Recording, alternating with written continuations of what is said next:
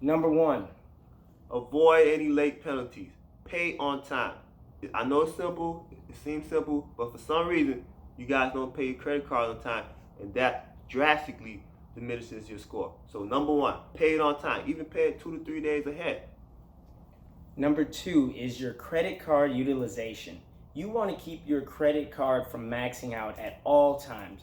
So I say, please don't use more than 60% of your credit card's value, because you're going to start getting into some things you don't want to get into, and it lowers your credit score. We got a good one for you at number 3. I bet you can't guess. Number 3? Number 3 is paying 2 times a month.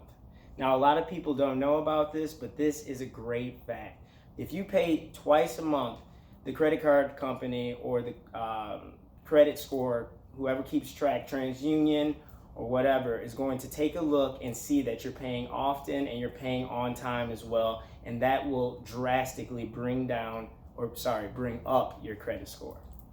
Hey, let us know what you guys think. Like, comment, subscribe below, and let us know tips you guys use to keep your credit score where it needs to be. Live adventurously.